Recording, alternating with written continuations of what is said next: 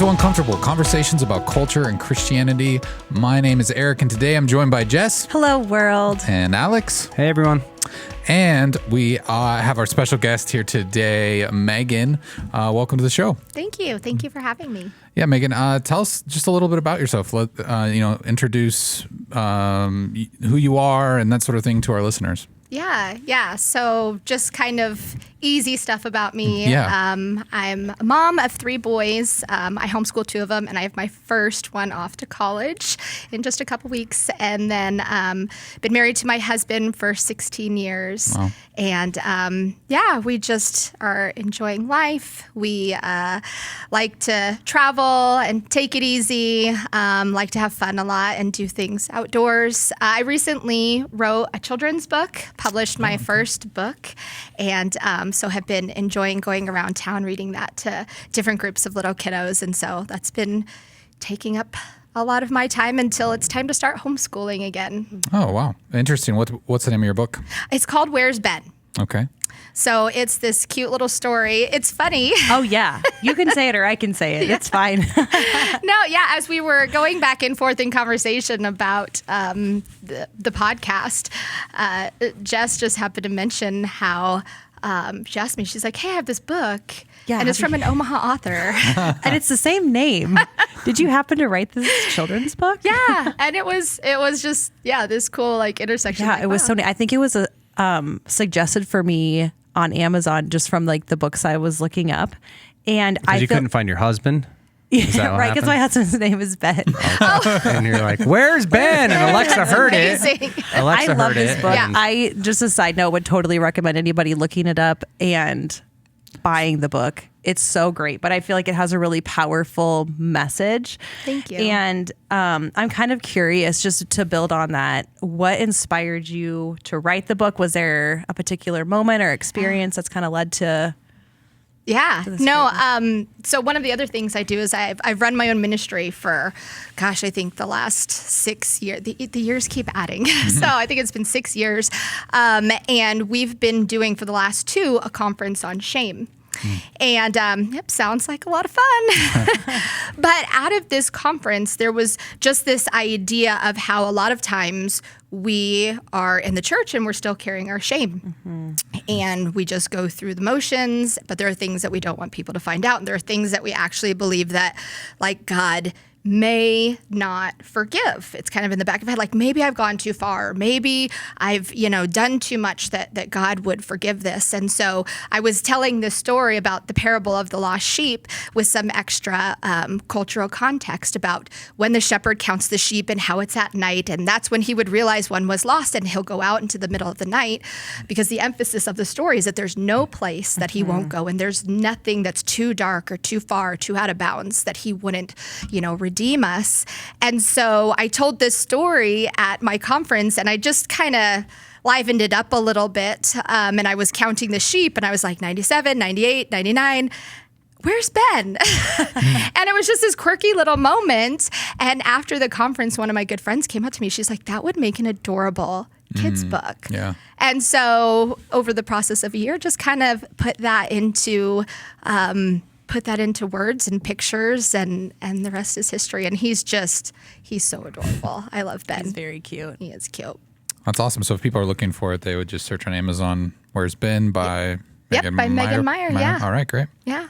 Cool. So you talk about leading this ministry and idea of shame and even telling this story at the conference. So I'm guessing that you've got your own story of okay, I've had to really wrestle through this, and here's why that story of a lost sheep really resonated with me, and wrestling with God's forgiveness. So tell us a little bit about maybe the underneath all of that and what led to your own wrestling with those kind of things. Yeah. So I found myself in my early 30s. I had 3 little kids, sitting in church, singing all the songs about freedom and the things that, God has given us, and Jesus died for us, and all of those wonderful things. But in the meantime, I was terrified because I had lived this whole past life. I had all these things in my past that I wrestled with, things that I knew that I felt were like the most unforgivable things. I think sometimes we think that there are forgivable sins or acceptable sins and unacceptable sins, and mine definitely fell into the category of unacceptable.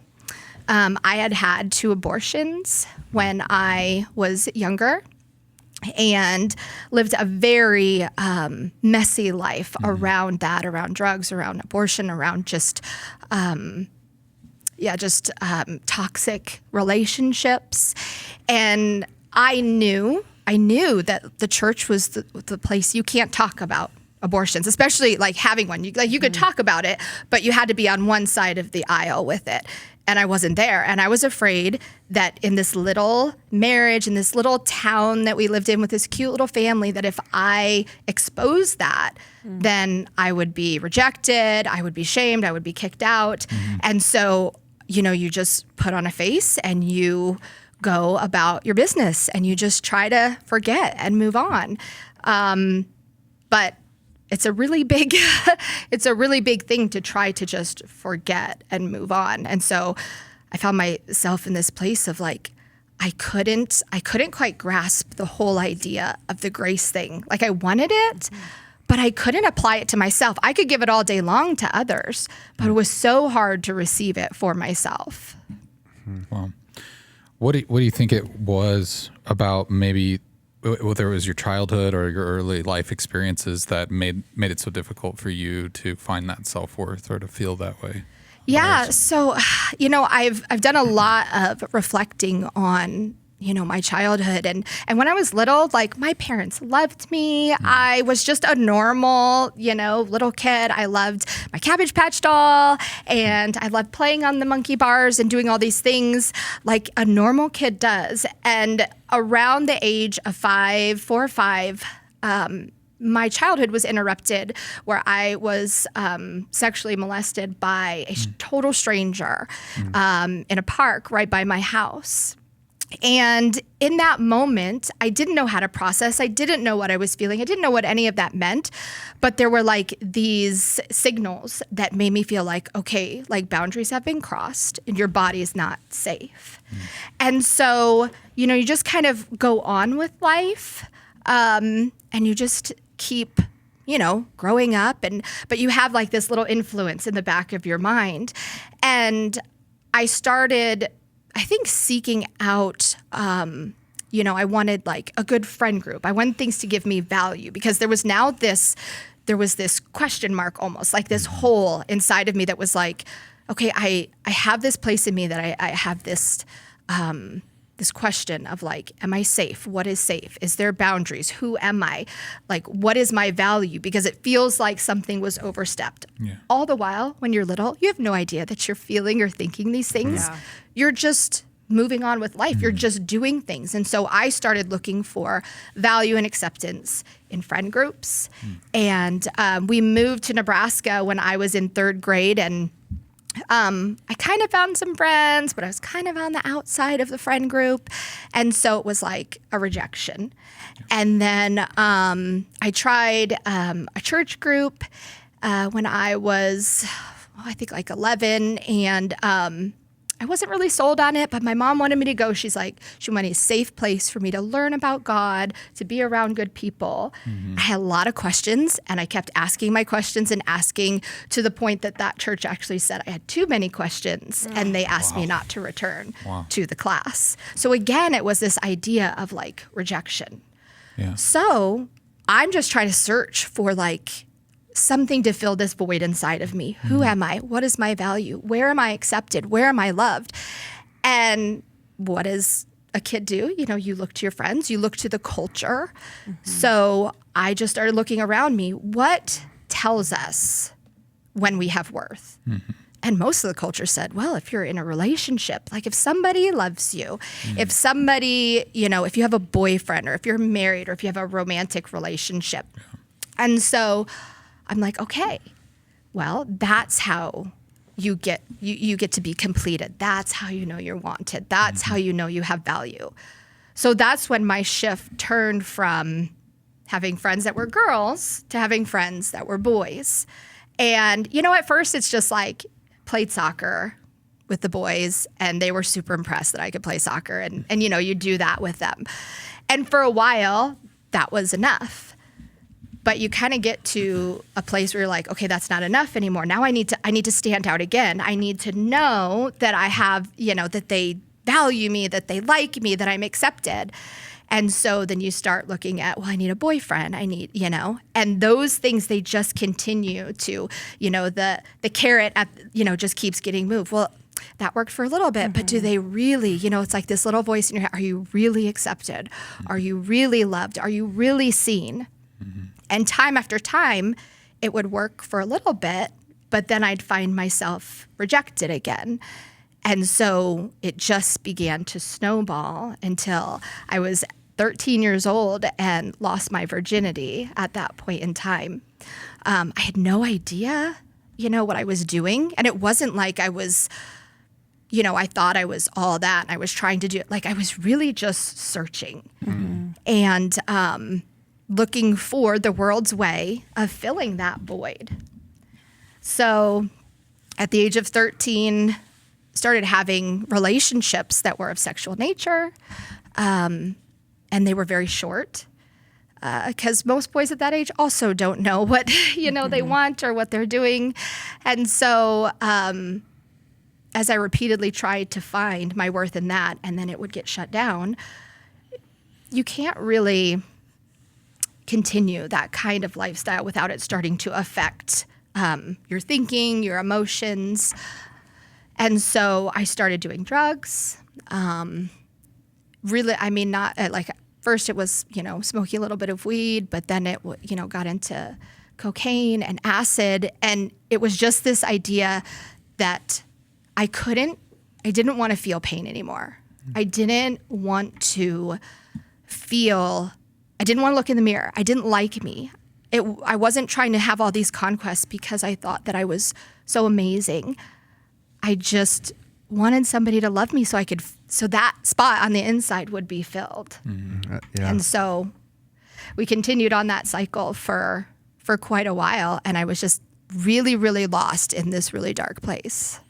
I think, so I talked to our middle schoolers here at the church this last week, and just about acceptance is the task of adolescence. And I think that acceptance is the oxygen of adolescence. And so whether it's, chasing after boys or girls, we all want to be accepted. It's built into the DNA of being created by God, being made for community and being accepted and being valued and having that worth. And so as you're heading down like this path of looking for different places to find acceptance and then find yourself in not more and more acceptance, but deeper despair. Like, how do you start to realize this as you're in the middle of this cycle?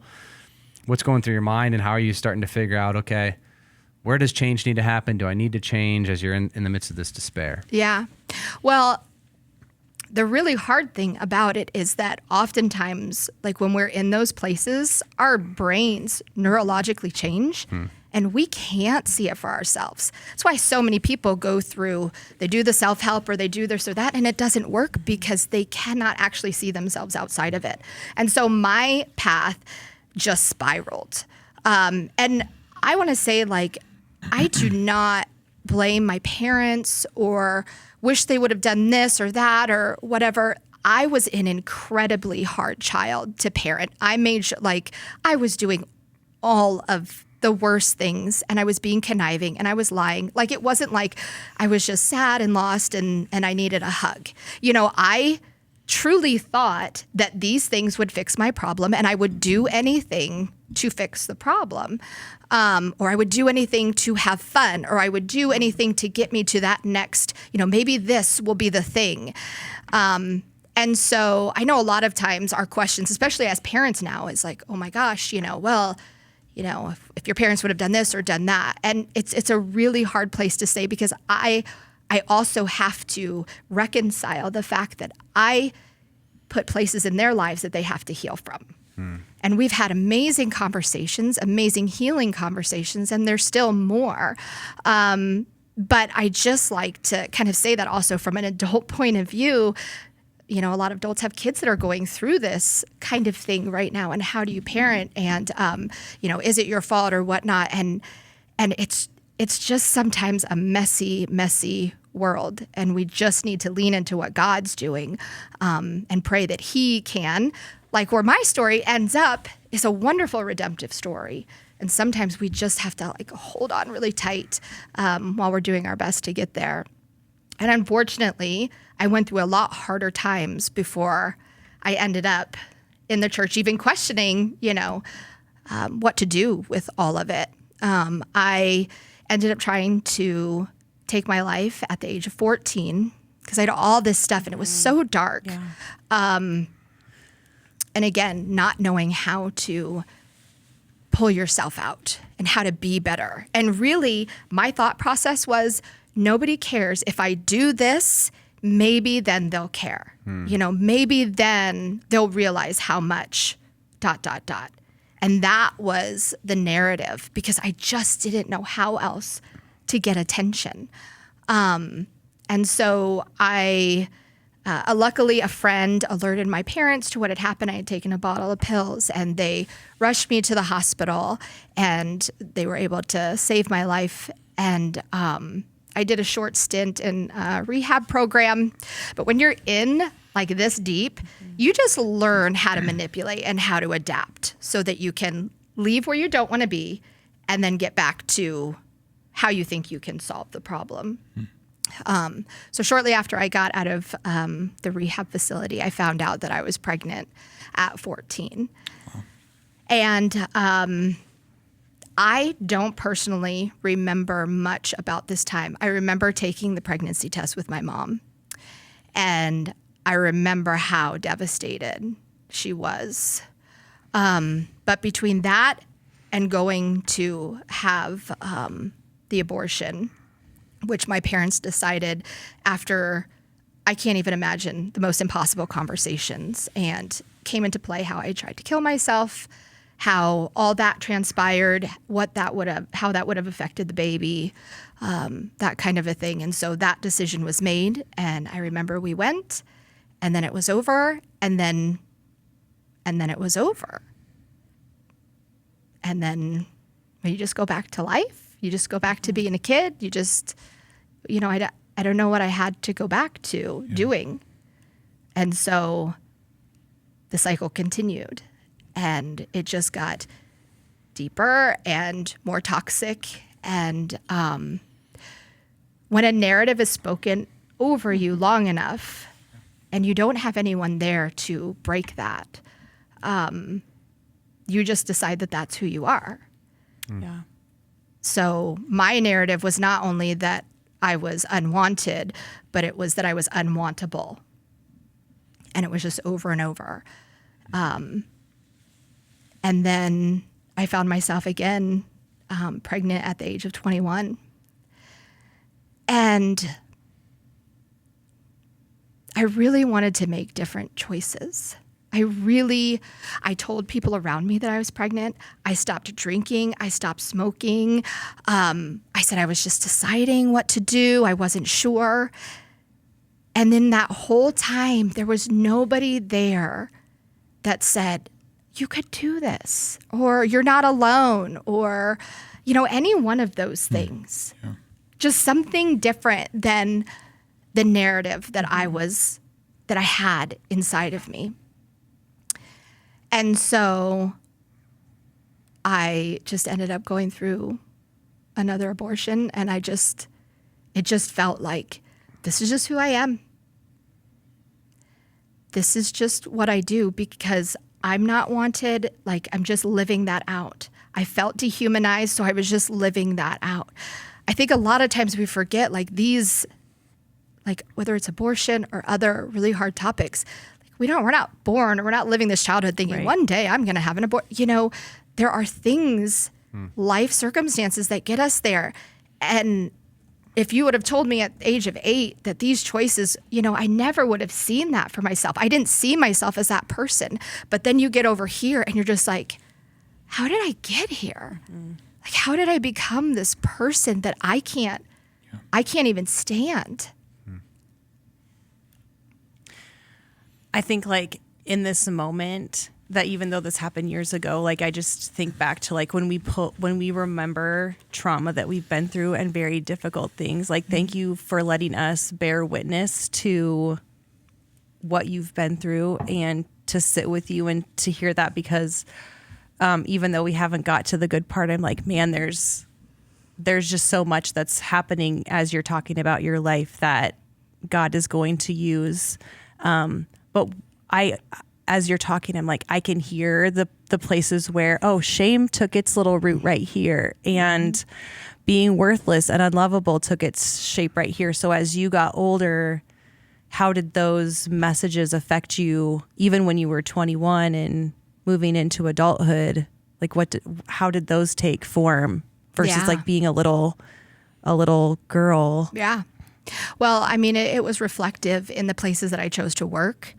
It was always bars, it was always, fast cash, toxic workplaces. And sometimes I had really good employers that were good people. And I had coworkers that were really great people. But the environment was so just, repetitive of the kind of lifestyle that I was living. And, I just used my looks or used my body to make money and exploit that. So it was really this repetitive, but all the while, like, I never felt worthy. I never felt like I was enough. Like, I never applied for a different job because I was like, well, this is like, I'm good at this. So this is just what I will do. And so it really, it is such, it's such an incredibly awful game that the enemy plays with shame, because number one, it tells us that we're not enough or we're frauds or we can't do it. But the other thing it tells us is that, like, you're the only one and nobody will understand. So then Isolates. Yeah, it isolates. Exactly. And so then you just continue to think it, but you can't say it because you're the only one. And then it's a repetitive cycle that just keeps you out of the game. It keeps you from becoming healthy. It keeps you from believing anything better about yourself. If it can keep you in that cycle, then it wins. Yeah. It sounds like you obviously went through a lot, but from this point, where did you start to begin to find healing and find hope? Yeah. So the interesting thing is, I've often looked back and I've had some really rough words with God. And I've cried and I've asked, hard questions like, where were you? And as I have walked a healing journey, because it really is a journey, because there are so many layers of hurts and things that we don't, God is so kind to take it slow. And when I look back, I can see places where he was moving in the background.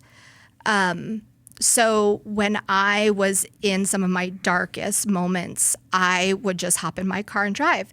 And I had this love affair with severe weather. And so I would just go storm chasing, because I remember that being out in a storm felt like there's something bigger than what I'm going through. There's something bigger than this mess. There's something bigger than, all this chaos. Even though a storm feels chaotic, it's extremely organized something that creates, the weather patterns and whatever. So that was like an outlet for me. And I loved it so much that I went and got a tattoo that says Storm Chaser, which later, when I was working a job, caught the eye of a meteorologist from a local TV channel that offered me a job just working the back office, working the audio for the TV station, which brought me into a group of people that thought differently, that looked at me differently, that wasn't like my value wasn't in what I was wearing or what I could bring to the table. I was really given a job that I was not qualified for, but by the grace of God, which was perfect timing, because I ended up getting pregnant again. And there was enough little seeds that had been planted and I was not really a believer. I was not going to church. There was nothing in this that I was like, oh, I'm going to church so I can see this is God moving in my life. It was really these seeds that were planted. And I got pregnant again. But something had shifted. And I was like, I'm not going to be that girl. I'm not going to do it again. This is not going to be who I am. And so that I decided to keep that baby, and that's my oldest son, Jackson. But it was really through these behind the scenes thing that God was aligning these places for me to know that it wasn't who I was. Like, oh, so much I think we look for like the big, like, wow moment. And when we don't have those, we think, God, where are you? Mm-hmm. But he's so much always working and always there in the little things. And being able to look back and see that he was always working, that he never left, that he was intervening, was so impactful to me. And when my son was 6 months old, we went to, I just wanted to go to church on a Sunday morning. You know, it was Easter, actually. And I'm like, you know, we're going to go to church. And I wasn't in a healthy relationship at the time. And so I'm like, we're just going to do this. And the Spirit of God just met me there. And it just shifted everything from that moment. And I was just different. I just believed different. Mm-hmm. But it all started from like these little moments that God placed for me to just, like, he met me where he knew I could feel him. Mm-hmm. Even though I didn't know it was him, like I knew, like, it was something that made me feel safe, that made me feel different, that pulled me away from how I was living.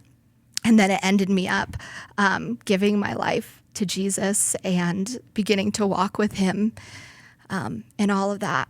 Wow. It's awesome.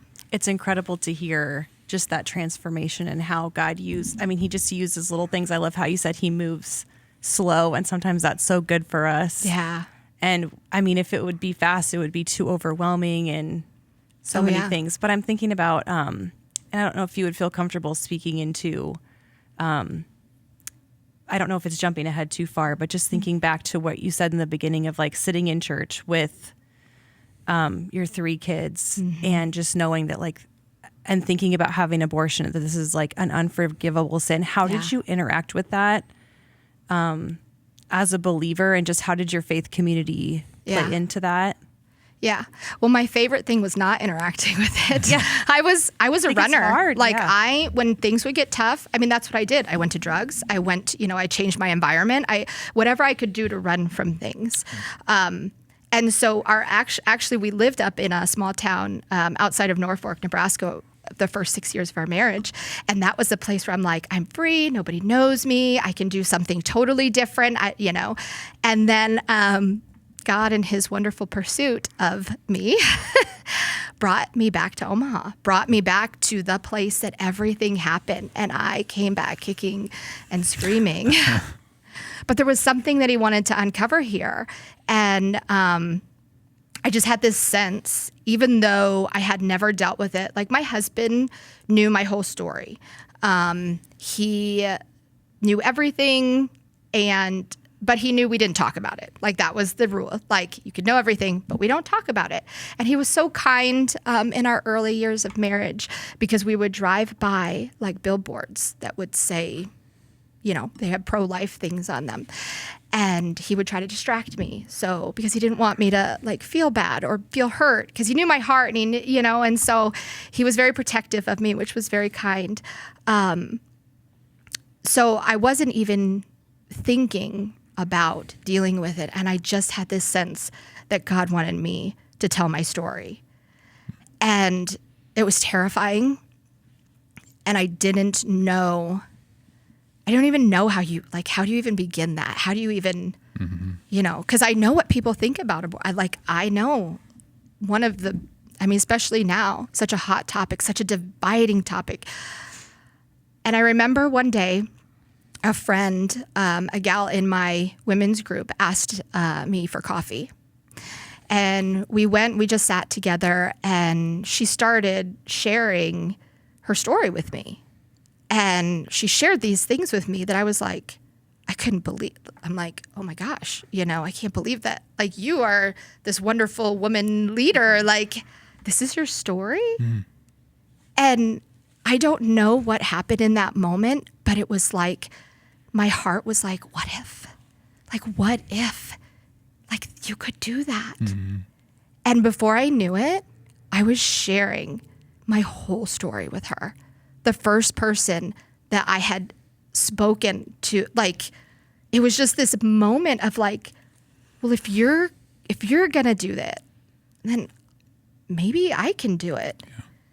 And it was really this moment of having this vulnerability in somebody that proved to be safe because she went first, that it just switched things.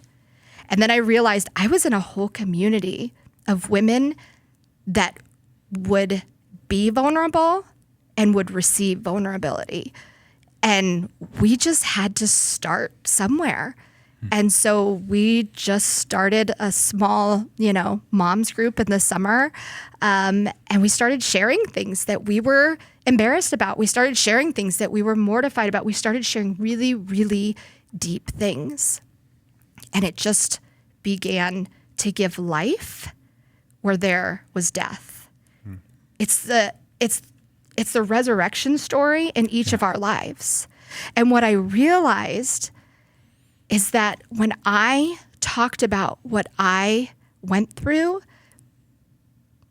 the babies that I didn't have, they have life. Like, they have purpose. Mm-hmm. And that was so amazing to me that we get to live like a resurrection story. And I'm like, I could heal. I don't have to share. But when I do, those babies have a purpose. And it's just so amazing, the things that God does. And we trust him and we lean in and we know that there is more beyond anything that we can do. And so once I realized what I had found and how I was like, okay, God, I will share my story. And so that's how I began. That's how I began the ministry. It's just I just started with a blog. I just started meeting people for coffee. And like, as if they could know, like that there's nothing that you can do that disqualifies you, even abortion. And a really hard thing from a lot of good intentioned people is that, regardless of pro-life or, pro-choice, like, I think the statistic is now there's a third of women in church have experienced an abortion personally. And with the availability of things, like, that number is just gonna, get higher. And these women are sitting in church and they're feeling more and more withdrawn. If we use verbiage like pro-life or pro-choice, but pro-healing, it opens up a space where they can feel like, maybe I can heal. Maybe I can share. Maybe I can find something here. And so my heart is to share that side of it, because it's just so prevalent. Yeah. And I just want people to know, like, to be on the other side of it is amazing. And you can. Yeah, thank you for taking us there. I think there's nothing more freeing than walking into somebody else's messy living room, right? Like, especially in the church, like, we all are like, oh, we got to scramble and make it look like nobody actually lives lives inside of our souls, inside of the shell of a body. And so we do so much of our work trying to clean it up and pretend like there's not actually something happening there. So we have a moment at coffee with somebody that's like, I've got a messy living room too. Yeah. There's this freedom of being like, oh, wait, I'm not the only one. So thank you for sharing that. And I think there's so much power just in that testimony and people being able to do it. So how have you seen God, through that prompting, that coffee that day? You said you started with a blog and you've sharing your story more and more. How have you seen God continue to bring resurrection life to those babies and see that story unfold in a way you would have never been in unless, somebody else took that first step, Yeah. to share with you. How have you seen him working? It's just a multiplier effect, being able to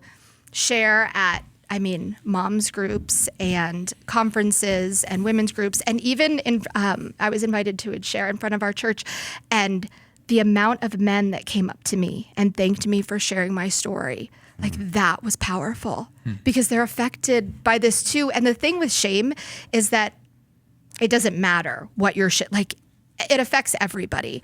And so you hear a story that it may not be your exact story, but when it's your unforgivable, when it's your unacceptable sin, you hear yourself, you see yourself in that. So to be able to give someone a glimpse of what living kingdom life really looks like in the midst of the mess. Like we're not trying to, like you said, pretty it up and show everyone our best living room, like living how we are and showing people, okay, yeah, I was this, but now this. Everybody loves a comeback story. Everybody loves, when the underdog. So why do we try to mask and to hide when we can live who we are? And then people are like, oh my gosh, I could do that. I could, live that out. And that's really how we come out from underneath the whole shame, is being able to share in vulnerable community, but it reorients your brain when somebody casts a vision for you. When someone says, I know you can't see yourself there, but look at what I did. And now let me come with me. Let me show you. Let me, and that's how we reorient brains neurologically to be able to heal and see it for yourself. And through the conference, for my heart for women in healing, what I see is that we're healing women now where they're at. But if we can bring the story of how to identify shame, how to have self-worth, how to have value to our kids, if we can start there, that's where we change the narrative, where they're not getting into these situations, or if they do, they're coming to us right away so the shame cycle doesn't begin to build. And that was kind of the idea behind starting the book is what if? What if we can talk to our daughters and our sons and let them know that shame is normal, and we can talk about it, and you can talk about the things that you're feeling, and you don't have to hide, and it doesn't have to become a cycle. And so that was kind of the catapult for doing that, because those of us that have been through stuff, we need to heal. We need to talk about it.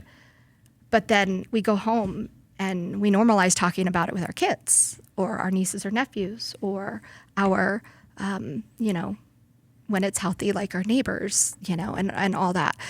I've been very open with my story, with my kids. And it was terrifying.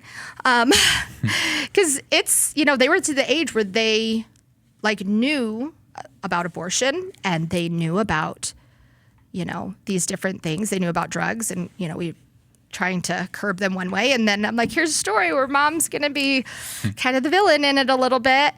But their response was amazing. One of my youngest son looked at me and he's like, you mean I have a brother and sister in heaven that I get to meet one day? I mean, it just, their capacity to love. So it's when we have wisdom, we pray over it, having those conversations with them are very important, because they understand more and they need to know, because they're going to see it in the world. They're going to see it from their friends. They're going to see it from social media.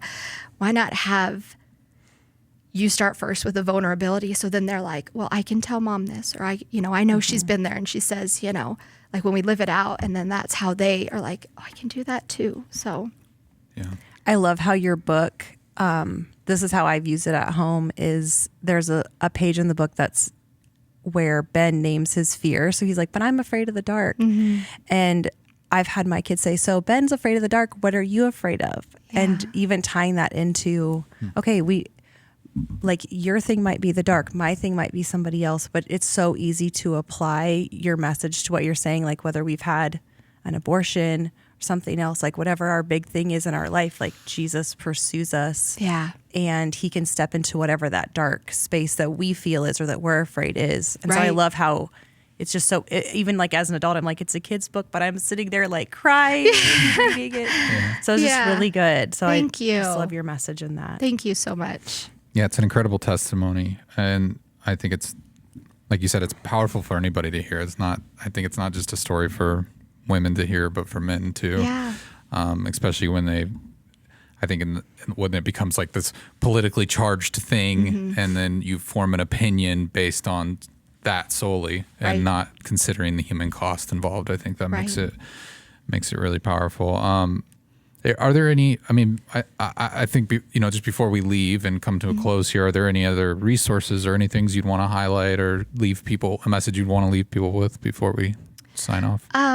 Yeah, I mean, if anyone is interested in having me come share my story at their group or organization, they can always reach out to me on my website, which is Hebrews12ministries.com. When we had our Free Indeed conference this last year, one of the things that we really wanted to make sure every woman had available to them was resources after. Because, like I said, healing, it is not like a one and done. It is, continual.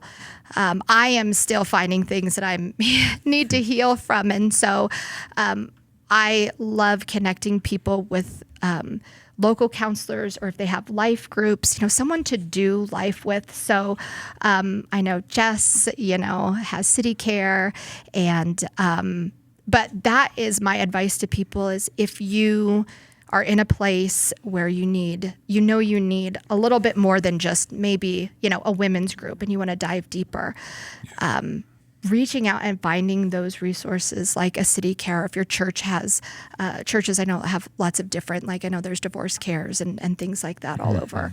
But really, we're meant to do life together. And so finding a community that you can walk through seasons with, and knowing that feeling like you failed as a mom is normal. Feeling like you've messed up as a dad is normal. Yeah. Having these places in your life that aren't perfect is so normal. And so being able to wrestle through different seasons of life with other people is just a beautiful expression of God's kingdom. And it's how we're supposed to be living. So Awesome. Well, thank you so much, Megan. Yes. Appreciate your time Thank you for being having vulnerable and sharing that story. yeah. And we hope it really blesses and challenges our listeners. And speaking of our listeners, if you have any questions or concerns, you want to reach out to us, you can always do that by sending us an email to podcast@cccomaha.org. You can reach out to us on social media on Instagram or TikTok @CCCOMA Podcast. Or if you want to leave us a voicemail, you're always welcome to do that. You can call and leave us a voicemail at 402-885-9930. But until next time, we'll talk to you then.